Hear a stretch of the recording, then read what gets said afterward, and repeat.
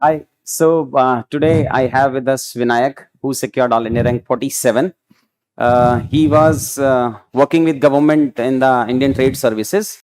This year he got All India rank 47 and will get IAS. Hi, Vinayak. Welcome Hello, to the sir. IAS Hub. Thank you so He much. was associated with us for QEP program 2020 and interview mentorship program for 2020 or And last year 2019 also. Okay, and 2019 also. So welcome, Vinayak. So in the next 15-20 minutes, we will broadly discuss about the next 85 days strategy for mains 21. We will also discuss about the mains answer writing sessions, how to improve your answer writing, the significance of keywords, introduction, various dimensions, and what was his strategy for the mains answer writing. Okay, so let's start from the first question. Next 85 days for this year. Hello, everyone. So, we've got roughly 85 days. So, the first thing, like you have to prepare your strategy is do not waste this time before the results come. You can take a break for 2 days, 4 days at max, but then start rigorously. What you have to do before the result is you can plan out your own strategy. Like I used to do GS1, GS4, ethics हो गया, GS1 हो गया, ये दो subjects और optional. My main M was कि optional खत्म हो जाना चाहिए, GS1 GS4 जो स्टैटिक पार्ट्स हैं, क्योंकि करंट अफेयर्स का जो अपडेशन आता है वो आता रहता है, तो इसके लिए आप GS2 GS3 उसके बाद शुरू कर सकते हो चाहो तो. लेकिन इतना पोर्शन यू शुड ट्राई कि ऑप्शनल का एक पेपर GS1 GS4 ये आपका खत्म हो जाए till the time result comes. क्योंकि हेयर जब वो एंड मोमेंट होता है एग्जाम के पहले का, then you regret every day you have wasted, every hour you have wasted. So try to use this time very judiciously. After the result, and do not try to give tests in this time कि अगर you have not studied. There is no harm in giving tests. लेकिन ऐसा नहीं कि कल से बैठ गए लिखने के लिए test. Develop your content, consolidate your content, and then start writing. Mainly after आप 1 महीने 1.5 महीने के बाद जैसे आपका रिजल्ट आ जाए उसके बाद स्टार्ट राइटिंग.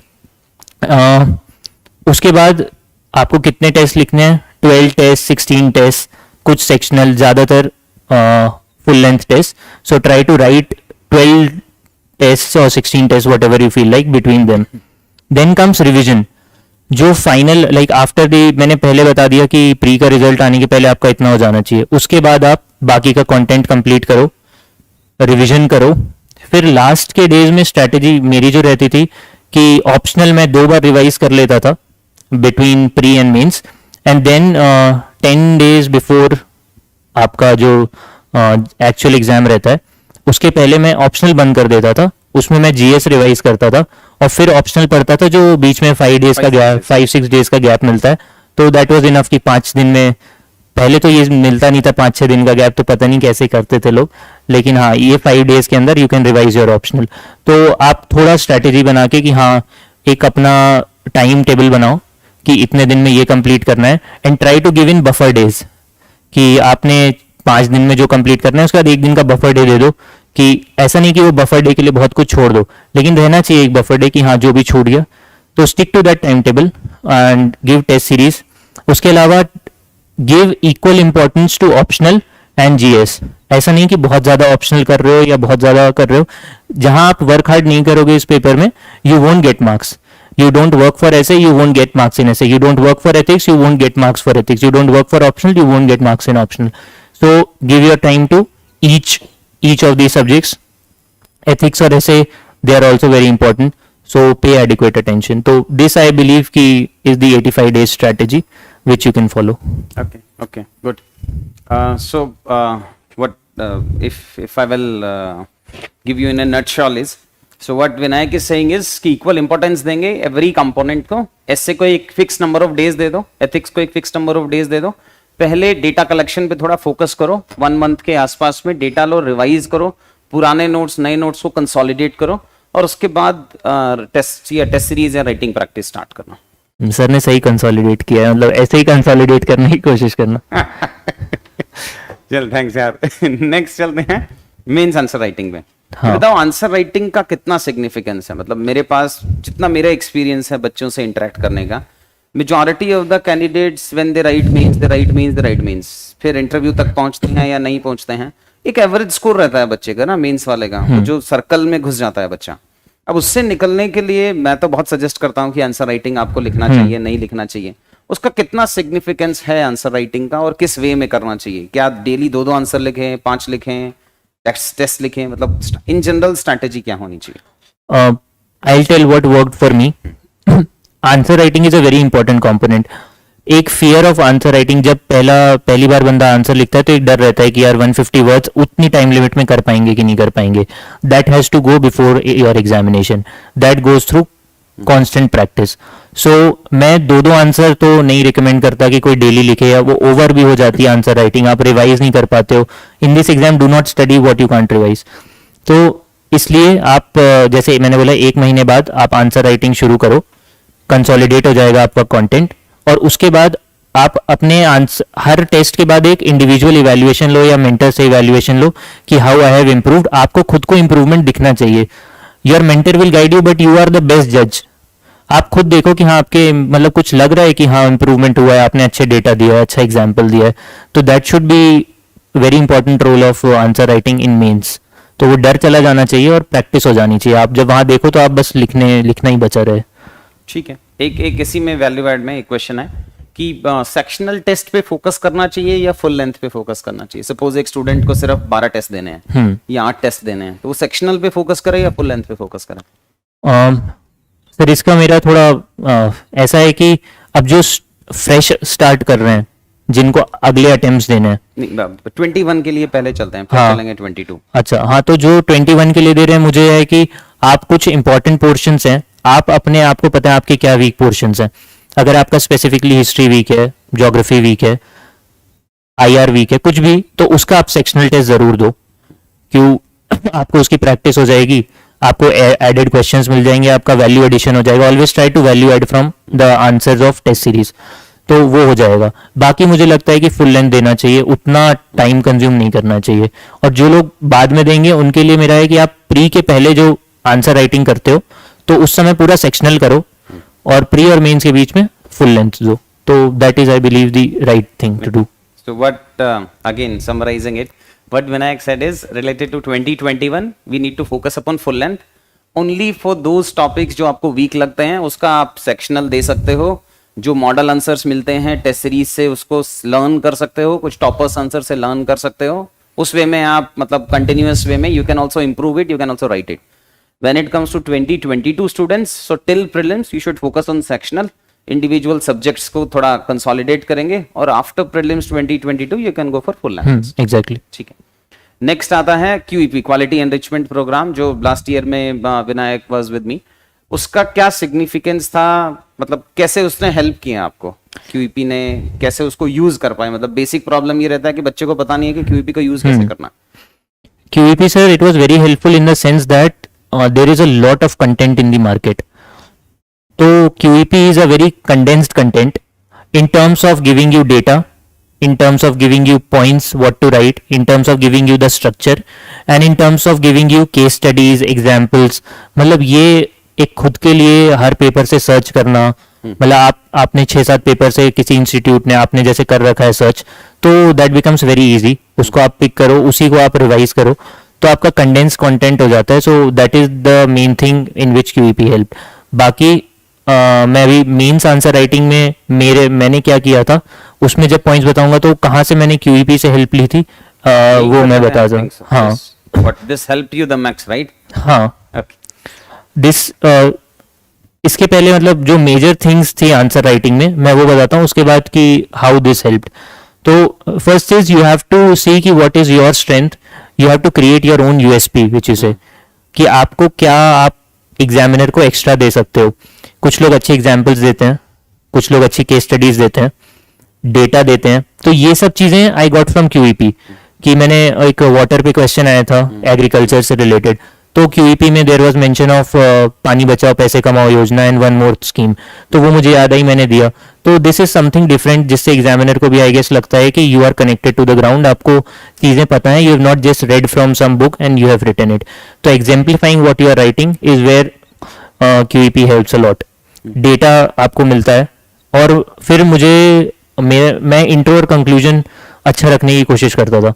मेरा बेसिक लॉजिक जो इंट्रो कंक्लूजन का है कि इंट्रोडक्शन से इंप्रेशन बनता है और कंक्लूजन के बाद नंबर मिलते हैं. कंक्लूजन पढ़ने के बाद। तो इसमें क्यूईपी में you get those keywords, keywords ही बोलते हैं ना सर, जो इतने सारे वो मेन जो वर्ड्स रहते हैं, कीवर्ड्स। हाँ, तो डिजास्टर मैनेजमेंट पे 50 कीवर्ड्स, 10 कीवर्ड्स एंड ऑल। या तो अब आप 50 कीवर्ड्स है, जैसे सर ने बोला डिजास्टर मैनेजमेंट, आप 50 नहीं याद कर सकते। आप उसको 3-4 बार पढ़ोगे तो आपको अपने हिसाब से समझ आ जाएगा कि मैं ये 10-15 यूज कर सकता हूँ। तो मैं एग्जाम के पहले पढ़ के जाता था, तो उन कीवर्ड्स को यूज करने से बहुत वैल्यू एडिशन होता है। तो keywords, data, examples, case studies, these are the things in which QEP help me and I try to incorporate. उसके अलावा this is was very helpful for me. This is a basic framework. मतलब ये आपको बचाता है जब आपको कुछ नहीं आता है, और जब आपको आता है तब वैल्यू एडिशन करता है। तो ऐसा है कि this is mainly for GS1, GS3। मैंने इसको कुछ कस्टमाइज करके GS2 के लिए भी अपना बनाया था।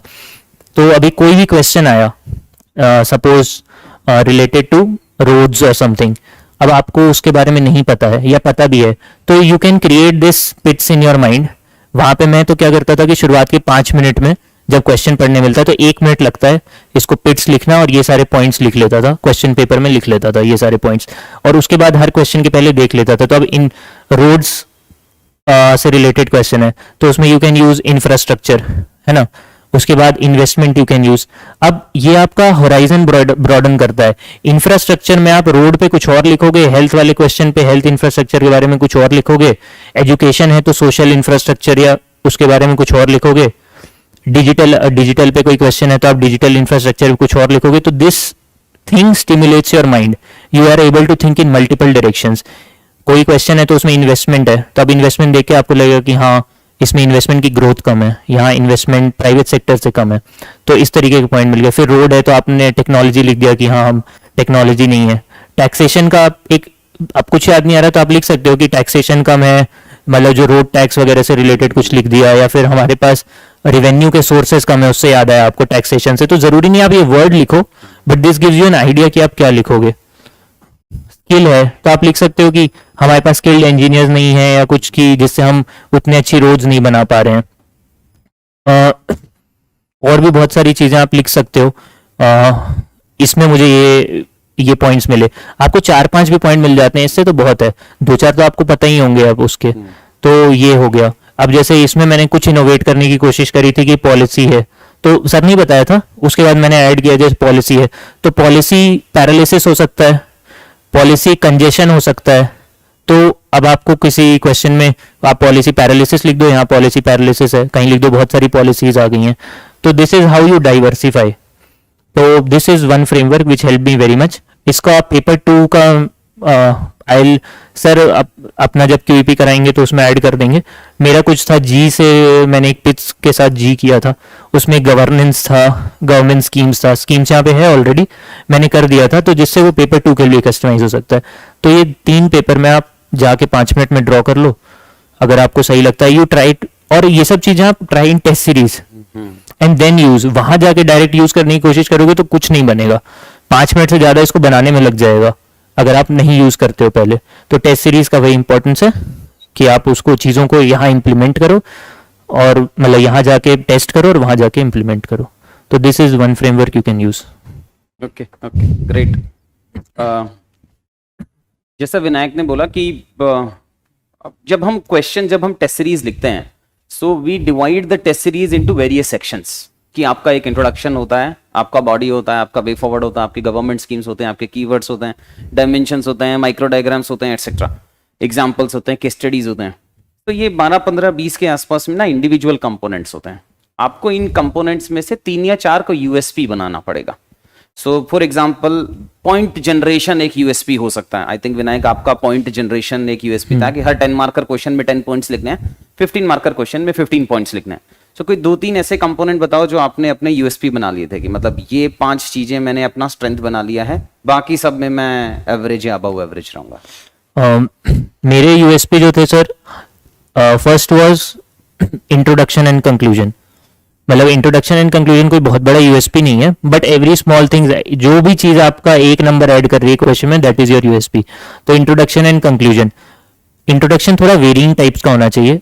आपका हमेशा आप डेफिनेशन नहीं लिख सकते, आप कभी डेफिनेशन से स्टार्ट करो, कभी फैक्ट से स्टार्ट करो, कभी कोई और तरीके से हिस्टोरिकल बैकग्राउंड देके स्टार्ट कर लिया. तो introduction and conclusion is one. Second is use of examples and case studies. That is very important. वो उससे आपको जैसे मतलब लगता है कि आपको कुछ पता है ग्राउंड के बारे में. Second was that. Third was data. Data plays a very important role specially in paper 3. जिनके GS3 में कम नंबर आ रहे हैं, they should try to use data. और डेटा के साथ आप सोर्स लिखो, आपने कहाँ से लिया, गिव्स ऑथेंटिसिटी. और मेंस में कई लोग बोलते हैं कि लिख दो और कुछ ऊपर नीचे भी रहेगा. जितना आपको अप्रोक्सीमेट 100 के आसपास याद है तो 100 लिखो, 101.2 मत लिखो. जितना आपको याद है सही सही लिखने की कोशिश करो, जबरदस्ती फेंकने की जरूरत नहीं है. तीसरा ये हो गया, मतलब intro, conclusion, examples, case studies, data. ये 3 USP हो गए. और इसके अलावा ये framework was a major USP जिसको मैं यूज करके. YouTube पे वीडियो है हाँ. 20 मिनट का, आप जाके देख सकते हाँ, ये सर का फ्री YouTube पे ही वीडियो है. इसके अलावा जो गवर्नेंस वाला है वो सर आगे ऐड कर देंगे जी से, जो भी है, तो आप उसको. we can have one session later हाँ. with QAP students. और try to use those 5 minutes. ये मैं अपना USP मानता था कि I use those 5 minutes very very judiciously. जैसे 20 क्वेश्चन आए तो पहले मैं 20 क्वेश्चन में से छांट लेता था कि इनमें मैप्स बन सकते हैं. कई बार आप जल्दी जल्दी में भूल जाते हो, आप क्वेश्चन एंड करते हो, देखते हो अरे ज्योग्राफी का क्वेश्चन था, एक मैप बन सकता था, तो जगह ही नहीं बची. तो 5 मिनट में आप देख लो कि मैप्स कहाँ बन सकते हैं. देख लो कि फ्लो चार्ट्स आपके आंसर को थोड़ा अच्छा भी दिखाते हैं. कई बार आपके पास टाइम कम बचा होता है, फ्लो चार्ट जल्दी बन जाता है, तो उस तरीके से हेल्प करता है. मैं बहुत ज़्यादा नहीं यूज़ कर पाता था, लेकिन 2-3 डायग्राम और 2-3 फ्लो चार्ट बना लेता था, तो 5-6 क्वेश्चन में थोड़ी वैरायटी दिख जाती थी. तो वो 5 मिनट में देख लिया, मैप इसमें बन सकता है, फ्लो चार्ट इसमें बन सकता है. फिर एक क्वेश्चन ढूंढ लेता था कोई जो मेरे को बिल्कुल नहीं आता है, उसको मैं लास्ट में अटेम्प्ट करता था. मेरा कभी पेपर छूटा नहीं. इस बार GS1 में एक क्वेश्चन छूटा, लेकिन उसको लास्ट में अटेम्प्ट करता था कि थोड़ा ऊपर नीचे रह भी गया तो इसमें वैसे ही नंबर नहीं आने थे, उसको लास्ट में. ट्राई टू मतलब अपना जो बेस्ट है वो आप शुरुआत से करना शुरू करो. मैं पहले के 3 क्वेश्चन अटेम्प्ट करता था, जिससे आपकी हैंडराइटिंग अच्छी रहे. एग्जामिनर जब देखे आपकी सबसे अच्छी हैंडराइटिंग उसी समय रहती, तो 10 नंबर के क्वेश्चन रहते थे. और पेपर अच्छे से देख लेना. कई बार 10 के बाद 15 को मतलब ऐसा रहता है कि कुछ 10 के मतलब ऑर्डर नहीं रहता. कई बार अभी तो चल रहा है कि पहले 10 नंबर के क्वेश्चन है, फिर 15 नंबर के क्वेश्चन है. तो पहले 3 क्वेश्चन कर लेता था ये, उसके बाद स्टार्ट करता था 11th क्वेश्चन से, 11th से जाता था 20th तक. क्योंकि 15 नंबर का अगर आपका क्वेश्चन छूट गया तो थोड़ा 7-8 नंबर का नुकसान है. यहां तक कर लेता था. उसके बाद 4 से 10 वाले क्वेश्चन अटेम्प्ट करता था. इसमें से या तो इसमें से वो एक क्वेश्चन होगा जो चूज किया जो नहीं आना है, या इसमें से होगा. उस क्वेश्चन को छोड़ के इस ऑर्डर में अटेम्प्ट करता था, जिससे शुरुआत में हैंडराइटिंग अच्छी रहे, 10-15 नंबर का क्वेश्चन नहीं छूटे और थोड़ा ऑर्डरली लगे. तो ये 5 मेरे थे. मैं रिपीट कर देता हूँ. You intro, conclusion, data, use of examples, trying to use this framework, and this क्या नाम से using of 5 minutes. So these 5 points worked well for me I guess. दोनों बार मुझे GS में, तो पिछले बार मैंने जो इम्प्रूव किया ऐसे और ऑप्शनल में किया है, GS में दोनों बार मेरे ठीक ठाक नंबर, मतलब अच्छे नंबर थे. बस इसमें एक क्वेश्चन रखना होगा जो विनायक ने स्ट्रेटेजी बताया कि first, second, third question, then 11th to 20th and then 4th to 10th.